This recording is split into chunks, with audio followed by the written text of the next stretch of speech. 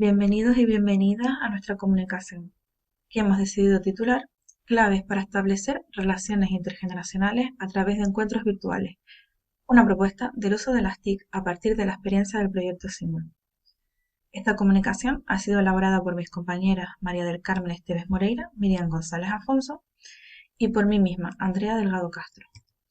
Nuestro objetivo es presentarles la experiencia vivida en el proyecto Simul en el curso 2020-2021 y plantear a partir de esta experiencia una propuesta para el uso de las TIC en este tipo de proyectos. Pero primero hagamos una breve contextualización. La pandemia derivada de la COVID-19 ha supuesto, por un lado, la disminución de las relaciones sociales, especialmente las intergeneracionales, a la par con un aumento de los estereotipos edadistas, dirigidos tanto a la población mayor como a los y las jóvenes. Por tanto, parece más necesario que nunca estrechar lazos entre generaciones. Asimismo, esta situación también nos ha obligado a buscar alternativas a la presencialidad. Para esto, las TIC se presentan como una opción idónea y desde los centros educativos y desde proyectos socioeducativos como el proyecto Simul, se ha decidido utilizar estas herramientas para continuar con su formación. El proyecto Simul es un proyecto, por tanto, socioeducativo e intergeneracional, impulsado por el Cabildo de Tenerife en las Islas Canarias y la Universidad de La Laguna. Este proyecto busca crear espacios de encuentro entre generaciones, en concreto entre adolescentes y personas mayores de 65 años, con el objetivo de que establezcan relaciones y colaboren en la elaboración de un proyecto común que beneficie a la comunidad de la que forman parte. El proyecto se desarrolló en 5 centros de la isla de Tenerife a lo largo de 3 fases.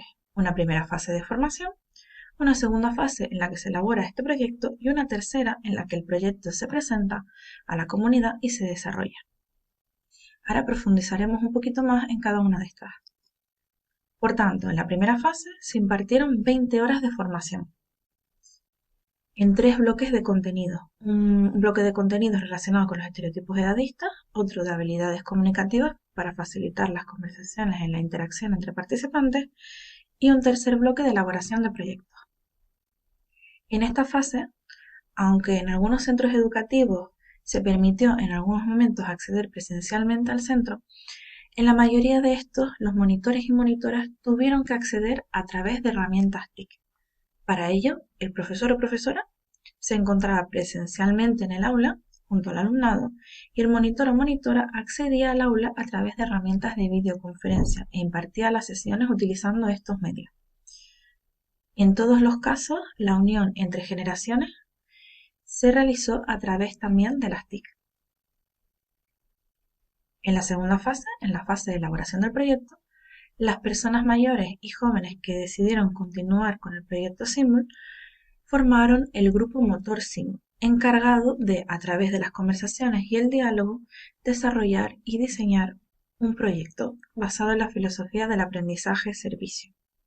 Para ello, el grupo de mayores se encontraba en un lugar y el grupo de jóvenes en otro, un monitor o monitora por lo menos para cada uno de ellos, y se establecían las conversaciones y los diálogos a través de herramientas de videoconferencia. En estas sesiones, los monitores y monitoras dinamizaban y servían de intermediarios entre ambas generaciones, ya que se contaba solo con un dispositivo por cada grupo. Finalmente, en la tercera fase, en la fase de desarrollo del proyecto, este proyecto se implementa y se presenta a la comunidad a través del centro educativo. En esta fase sí que hubo un momento de encuentro presencial entre generaciones, siempre respetando las medidas de seguridad. El proyecto fue evaluado de manera procesual y de manera final. Para ello se utilizó, entre otros, la observación, un cuestionario de valoración basado a los y las participantes y una entrevista semiestructurada a los monitores y monitoras de Simul. Los resultados de esta evaluación nos muestran, por un lado, una alta satisfacción con el proyecto por parte de todas las personas implicadas y además, por otro, una disminución de estereotipos edadistas, mejora de la visión sobre la edad en general y sobre la otra generación en particular. Sin embargo, a pesar de que en general hubo resultados positivos, también se encontraron algunas barreras derivadas del formato virtual. Por ejemplo, los y las participantes se implicaban menos a través de este medio de lo que lo hubieran hecho de manera presencial. También debido a los problemas de conexión y a los problemas técnicos, los monitores y monitoras tuvieron que tomar un rol más directivo de las sesiones. En lugar de ser solo facilitadores del encuentro, también tenían que ser intermediarios y dirigir un poco cómo funcionaban, especialmente en la segunda fase. Estas barreras nos llevan a plantear que la presencialidad es el formato idóneo para el desarrollo de este tipo de proyectos. No obstante, la situación actual también hace imperante plantear propuestas para el desarrollo de proyectos socioeducativos a través de TIC. ¿Qué proponemos nosotras? Pues primero, proponemos que es necesario tener todos los recursos que sean necesarios para el desarrollo del proyecto. Por ejemplo, tener una buena conexión a Internet, tener dispositivos electrónicos para todas las personas participantes, tener un espacio adecuado en el que, por ejemplo, no haya eco o que el aula esté insonorizada. Además, disponer de recursos como altavoces, micrófonos o incluso auriculares para evitar acoples de sonido. Además, de nada sirve tener estos recursos si no se saben utilizar. Tanto los monitores y monitoras como las personas participantes deberán conocer y manejar estas herramientas. Incluso si es necesario, antes de comenzar el proyecto, podría implementarse una formación para asegurarse de que todas las personas implicadas conocen las herramientas TIC que se están utilizando. Además, es imprescindible el contacto de persona a persona en lugar de grupo a grupo. Si todas las personas participantes tienen un dispositivo con el que conectarse, por ejemplo, a estas videoconferencias, tendrán una participación más individual. Se les dará la libertad de participar como y cuando quieran. Por lo tanto, devolviendo el protagonismo a los y las participantes y quitando un poco este peso sobre los monitores y monitoras, que podrían ser menos directivos y más facilitadores del encuentro.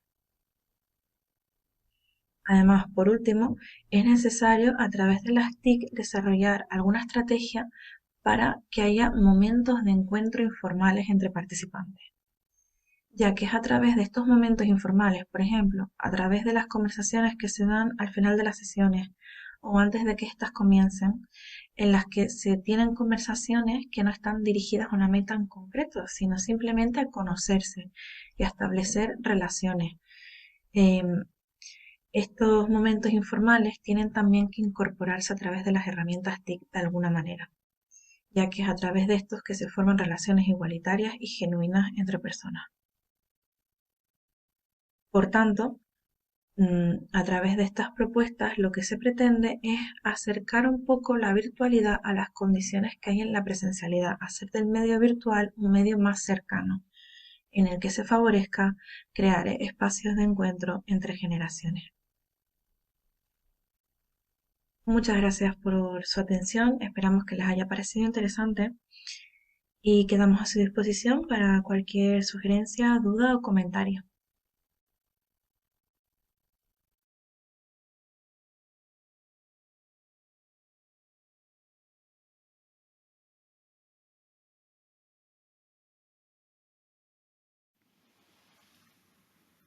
Hola, bienvenidos a la presentación de CISE Corpus Lingüísticos SmartPen y WhatsApp, intervención en escritura de una madre con sus hijos.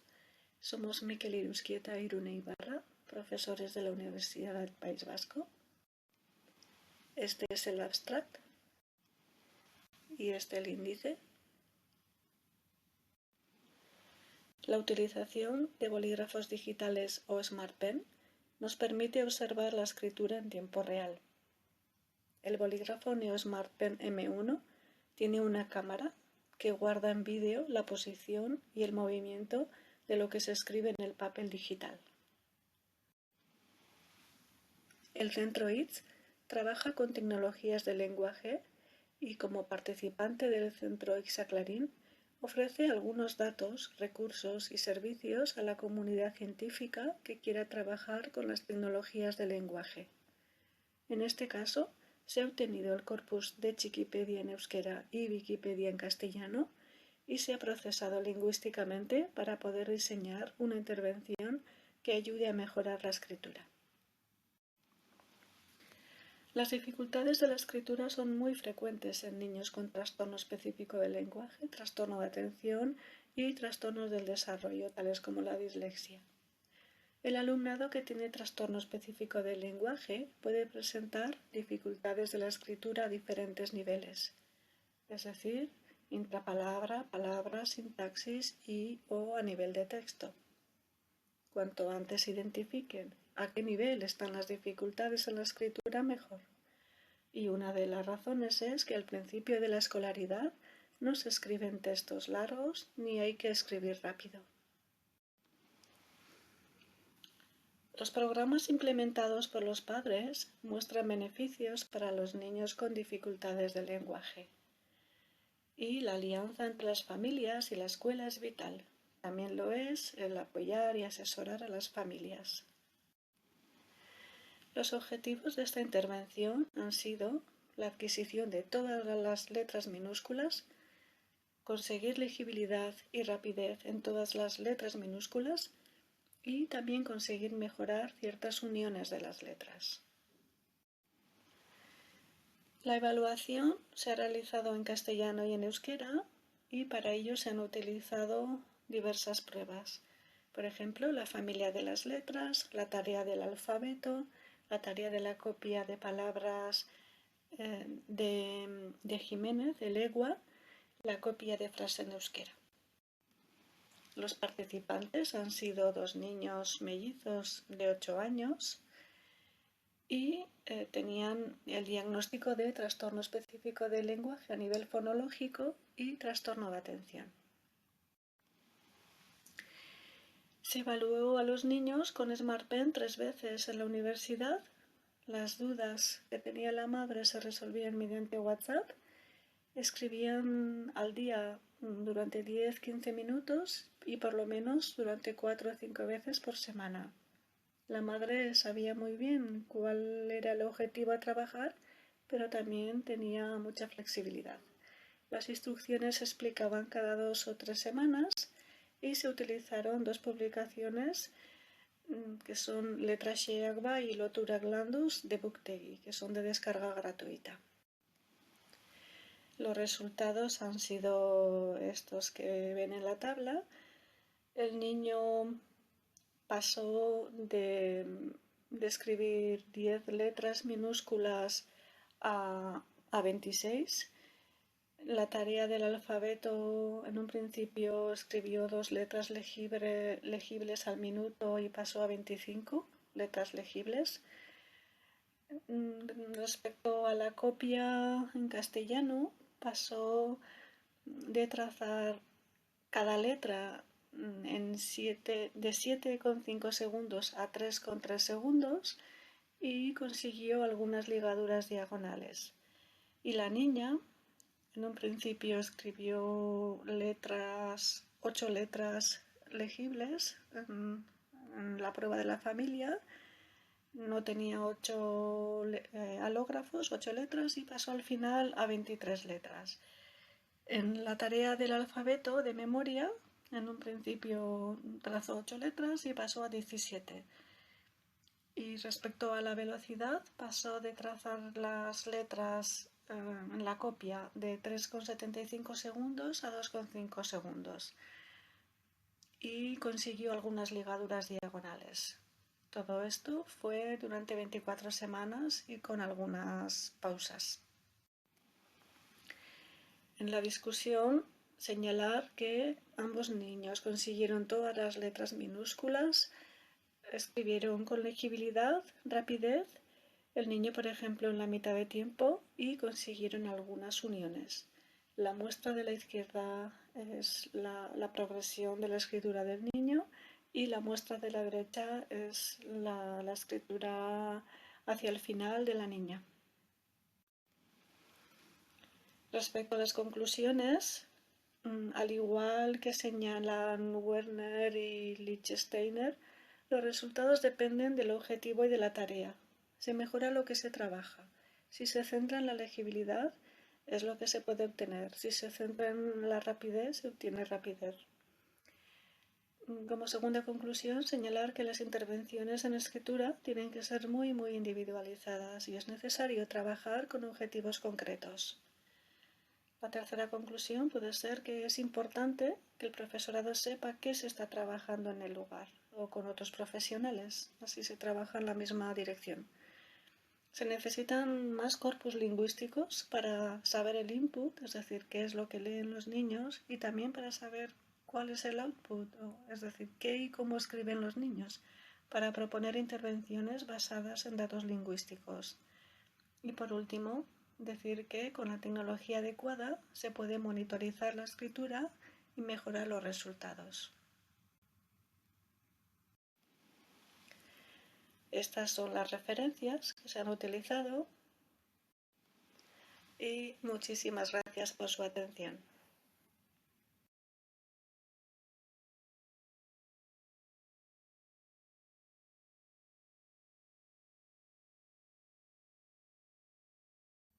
Hola a todos, mi nombre es María Pineda y junto a Víctor Abella y Raquel Casado de la Universidad de Burgos voy a presentar esta ponencia titulada La relación entre el aprendizaje en línea y la modalidad de estudio del alumnado universitario. En primer lugar, queríamos dar las gracias al comité organizador por gestionar este evento y por acoger un año más nuestra propuesta.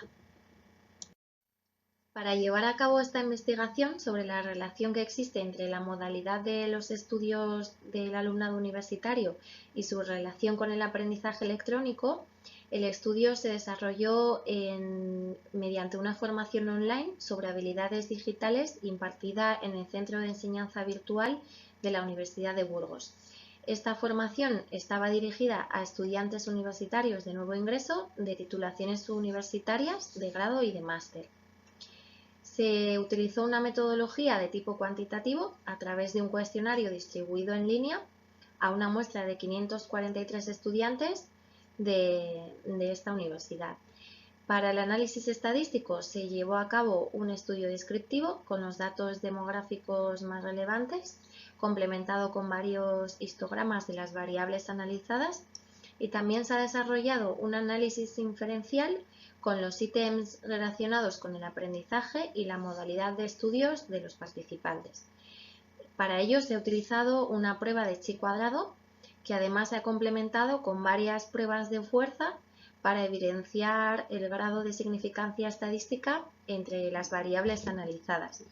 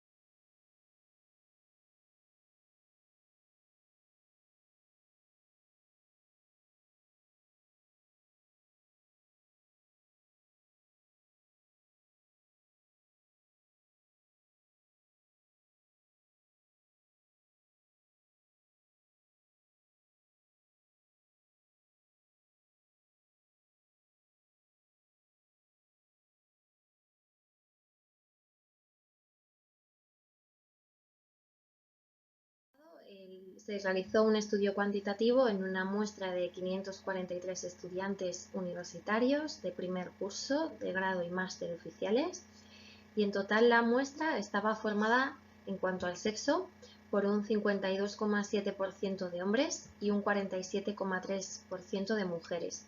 Por otro lado, en cuanto a la modalidad de estudios de los participantes, el porcentaje de alumnado que cursaba la modalidad presencial fue de un 20,6%, mientras que el alumnado que cursó la modalidad online en las titulaciones universitarias fue de un 79,4%. Respecto a la edad de la muestra, la media fue de 32,15 años, con una desviación estándar de 10,69 puntos, siendo la edad menor de participación 17 años y la edad máxima de participación 65 años. Para realizar la investigación se han utilizado las variables relacionadas con el aprendizaje percibido del cuestionario utilizado por los autores Abella y otros autores en 2018. Las respuestas del cuestionario estaban formadas por una escala de tipo Likert con 5 opciones de respuesta, desde totalmente en desacuerdo a totalmente de acuerdo, y se obtuvo una consistencia interna de 0,94 puntos en el alfa de Cronbach en la dimensión utilizada sobre el aprendizaje electrónico. Y para la recogida de datos se utilizó el cuestionario en formato digital mediante la herramienta Google Forms, y este cuestionario estuvo en línea disponible para toda la muestra de estudiantes universitarios dentro del curso de habilidades digitales que hemos mencionado con anterioridad. En este estudio, para el análisis, se ha realizado un análisis descriptivo de los datos sociodemográficos y un análisis inferencial de los ítems relacionados con el aprendizaje y la modalidad de estudios de los participantes. Para el análisis inferencial se ha procedido a realizar una prueba de chi cuadrado y además se intenta comprobar si existe asociación entre los ítems y en qué medida, y para ello se han incluido varias pruebas para medir la fuerza de la relación entre las variables analizadas, para lo cual se han establecido las siguientes hipótesis de investigación. Como hipótesis nula tenemos la modalidad en la que el estudiante realiza sus estudios no guarda una relación significativa con el aprendizaje en línea, y como hipótesis alternativa el aprendizaje en línea está relacionado con la modalidad en la que los estudiantes cursan sus estudios universitarios. En cuanto a los participantes que previamente han realizado algún curso de carácter online, los porcentajes son parecidos a aquellos que no han realizado algún curso online. De la muestra total, de los 543, el 48,3% de los participantes no había recibido ninguna formación en cursos online anticipadamente, y por otro lado el 51,7% de la muestra sí que había participado en algún curso online con anterioridad. A partir de los histogramas de las variables relacionadas con el aprendizaje se puede ver que las 6 variables las respuestas se sitúan en su mayoría entre de acuerdo y totalmente de acuerdo. La media de las respuestas en todas las variables se sitúa desde los 4,02 puntos hasta los 4,21 puntos aproximadamente, lo cual indica que la aceptación del aprendizaje por parte del alumnado ha sido muy positiva. Y respecto al análisis inferencial, a partir de la prueba de chi cuadrado, nos permitió aclarar si existe una relación significativa a nivel estadístico entre la modalidad de los estudios de los estudiantes universitarios y su aprendizaje durante la formación online recibida, y tras revisar estas pruebas se extrae que de las 6 variables analizadas, todas mantienen una relación estadísticamente significativa con la modalidad de estudios que cursa el alumnado universitario. Por tanto, en relación con el planteamiento hipotético anterior, la hipótesis nula queda rechazada y se acepta la hipótesis alternativa, que determina que sí existe una asociación entre la modalidad de estudios universitarios y el aprendizaje durante el curso en línea. Por otro lado, para complementar el análisis inferencial, se realizan varias pruebas para evidenciar el grado de significancia estadística entre las variables, y se procede a realizar las pruebas V de Cramer y coeficiente de contingencia, medidas de simetría. Estas medidas indican que de las 6 variables analizadas relacionadas con el aprendizaje electrónico, el nivel de significación aproximada tiene una asociación muy baja en todas ellas. Aunque hay algunas variables del aprendizaje en línea que tienen un nivel algo mayor de aproximación, se puede decir que estas medidas de simetría, la mayoría tienen valores cercanos al 0, y por tanto en los casos de las 6 variables hay una dependencia baja con la variable modalidad de estudios universitarios. Al final de la presentación exponemos la discusión y las conclusiones que hemos extraído de esta investigación. A raíz de los resultados se ha encontrado que la modalidad en la que el alumnado universitario cursa sus estudios oficiales guarda una relación con el aprendizaje en línea en el que se ha desarrollado esta experiencia.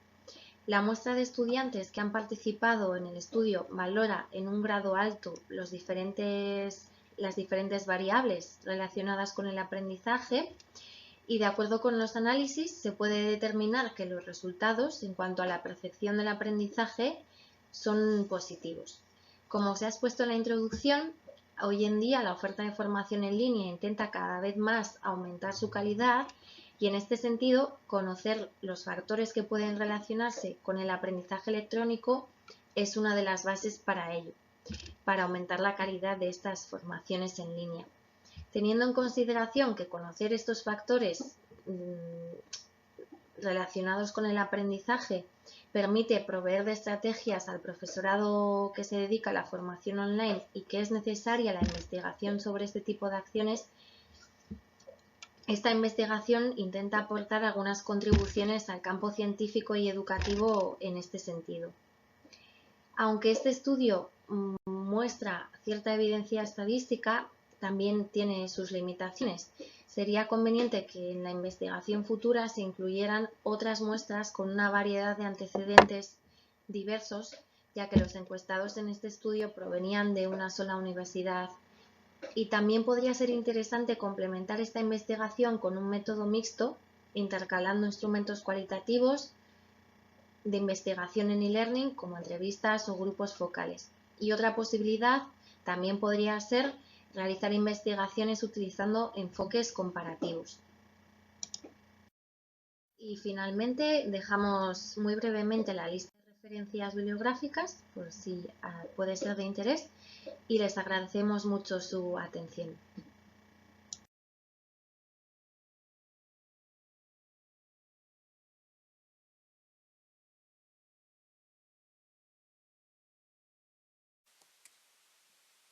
Egunon guztioi, somos Jokin Estepa, estudiante recién titulado y habilitado para la docencia por la UNIR y Eider Zaragoeta, de Euskal Herriko Unibertsitatea. Nuestra comunicación se llama Reduciendo la brecha digital, herramientas digitales para la inclusión del alumnado de secundaria.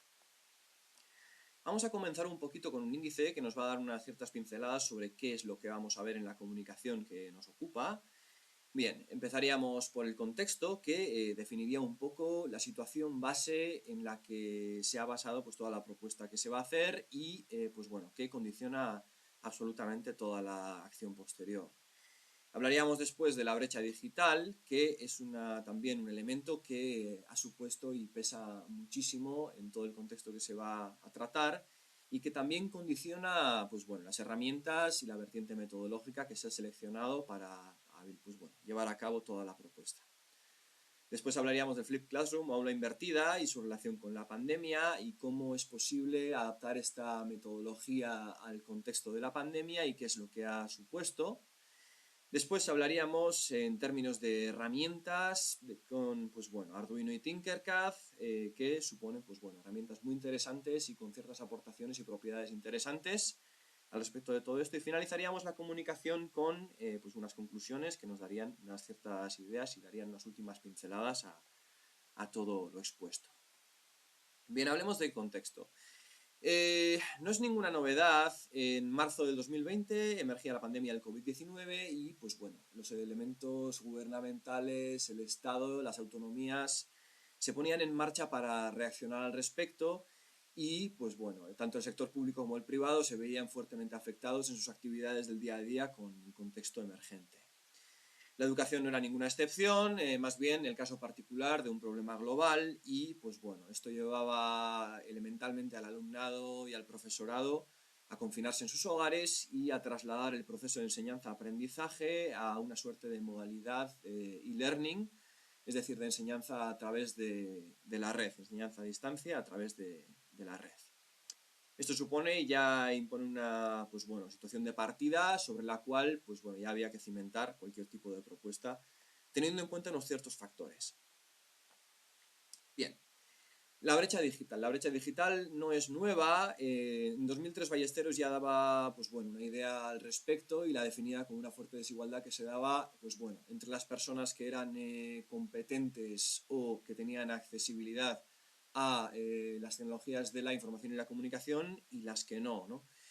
Bueno, como decíamos, no es algo nuevo, se ha dado desde que se utilizan este tipo de tecnologías y la cuestión es que durante la pandemia este tipo de elementos se ha visto agravado.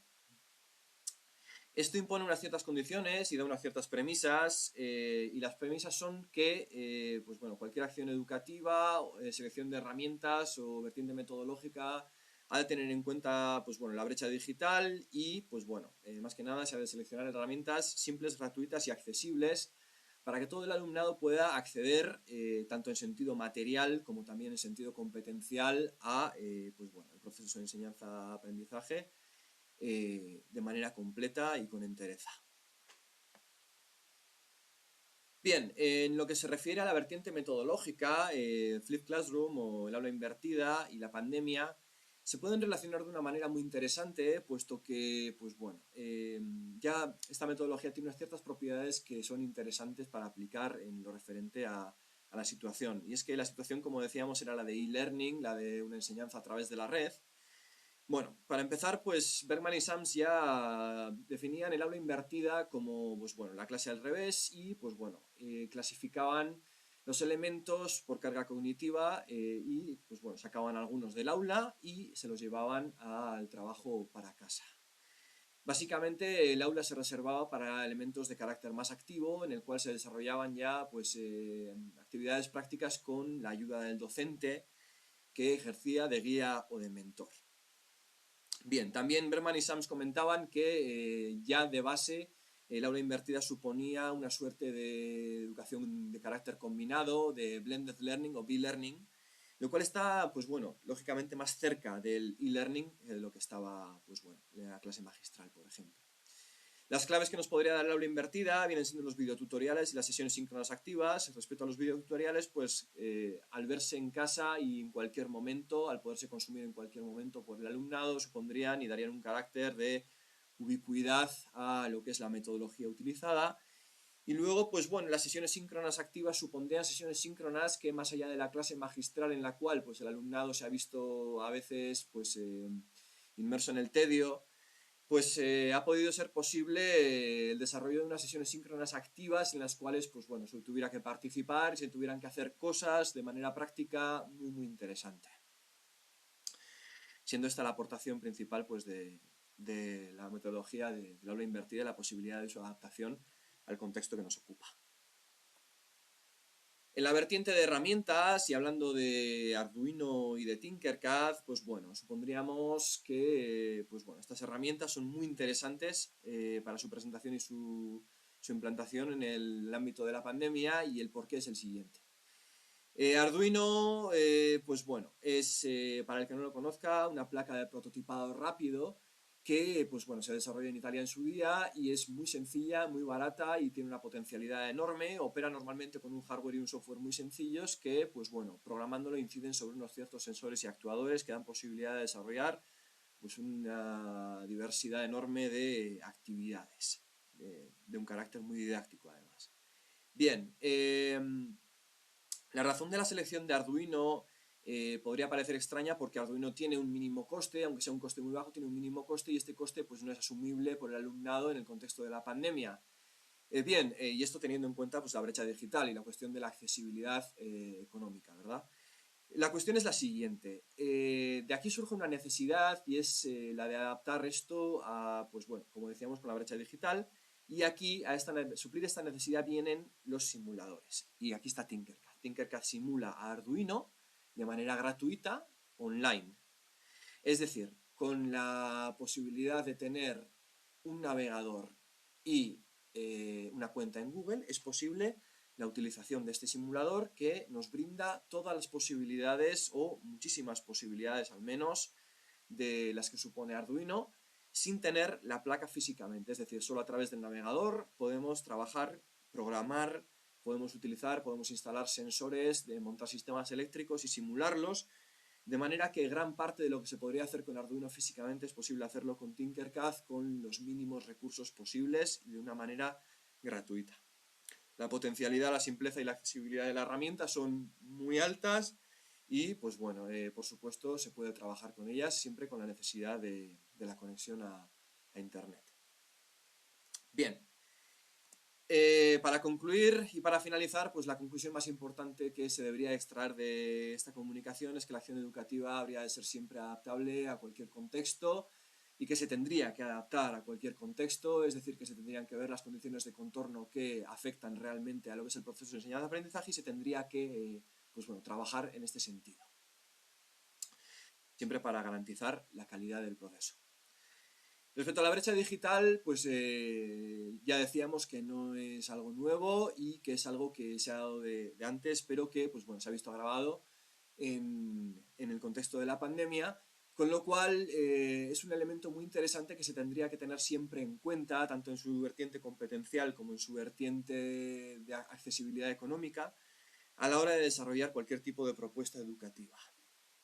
El aula invertida, pues bueno, sería una metodología que ha demostrado pues bueno, grandes posibilidades en el contexto de su traslación al e-learning, pues bueno, por su sentido de ubicuidad, por sus aportaciones en cuestiones y términos motivacionales, por poder hacer las sesiones de e-learning activas y no aburridas o pesadas, con la capacidad de mantener la atención del alumnado, haciendo algo muy interesante y dándole la posibilidad de que consuma contenidos teóricos de una manera pues más variada o pues bueno, cuando tenga la necesidad y la posibilidad dentro del contexto que se encuentre.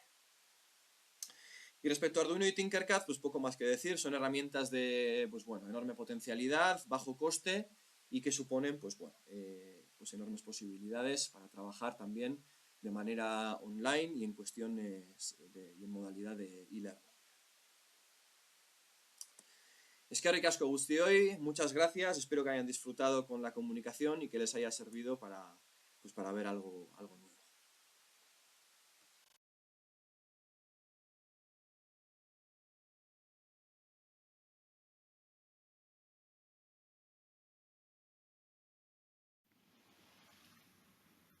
Hola, bienvenidos a la presentación de CISE Corpus Lingüísticos SmartPen y WhatsApp, intervención en escritura de una madre con sus hijos. Somos Mikel Iruzquieta y Irune Ibarra, profesores de la Universidad del País Vasco. Este es el abstract y este el índice. La utilización de bolígrafos digitales o SmartPen nos permite observar la escritura en tiempo real. El bolígrafo Neo SmartPen M1 tiene una cámara que guarda en vídeo la posición y el movimiento de lo que se escribe en el papel digital. El centro ITS trabaja con tecnologías de lenguaje y como participante del centro Exaclarín ofrece algunos datos, recursos y servicios a la comunidad científica que quiera trabajar con las tecnologías de lenguaje. En este caso, se ha obtenido el corpus de Chiquipedia en euskera y Wikipedia en castellano y se ha procesado lingüísticamente para poder diseñar una intervención que ayude a mejorar la escritura.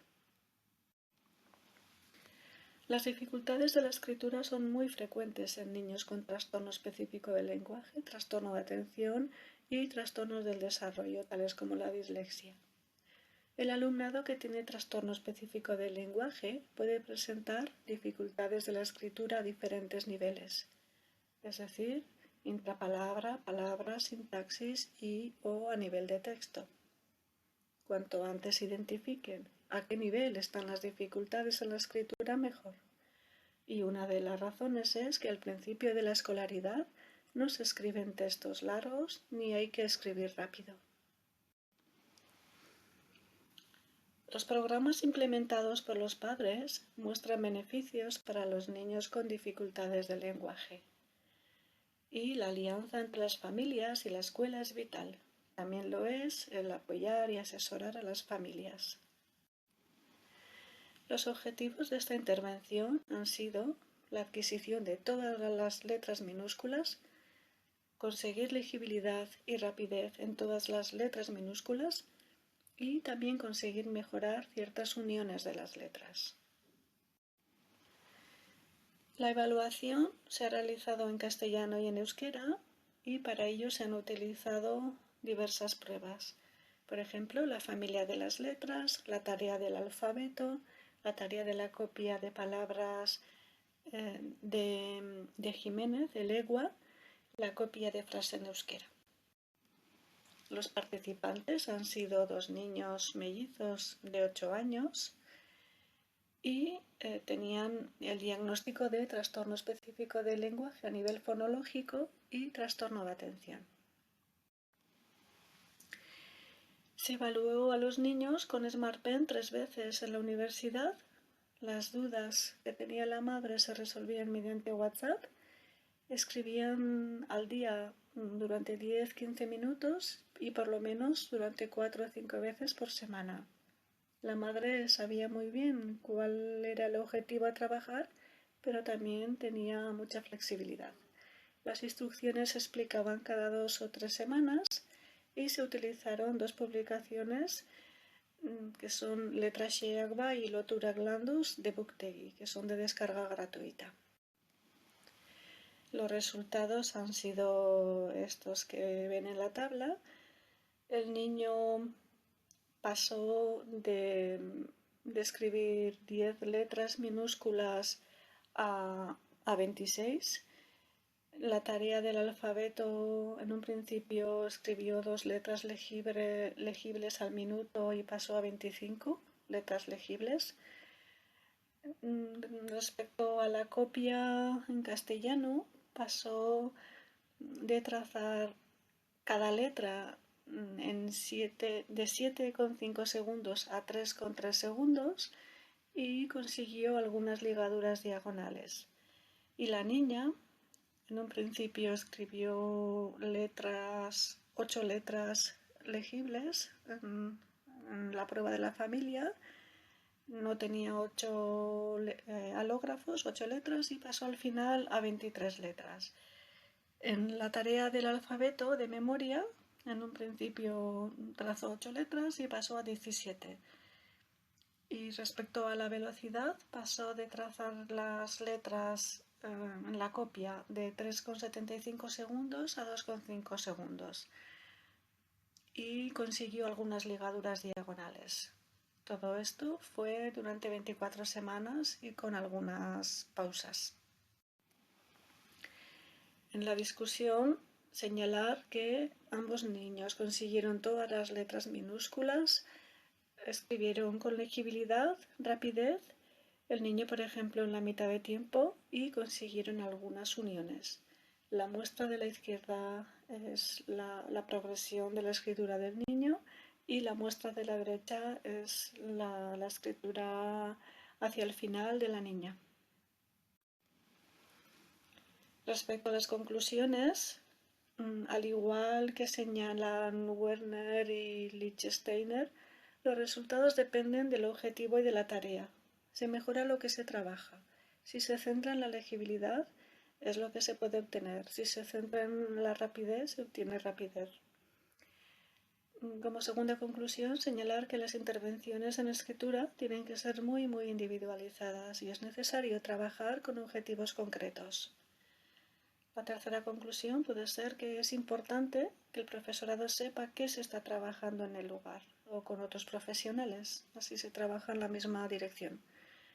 Se necesitan más corpus lingüísticos para saber el input, es decir, qué es lo que leen los niños, y también para saber cuál es el output, es decir, qué y cómo escriben los niños, para proponer intervenciones basadas en datos lingüísticos. Y por último, decir que con la tecnología adecuada se puede monitorizar la escritura y mejorar los resultados. Estas son las referencias que se han utilizado y muchísimas gracias por su atención.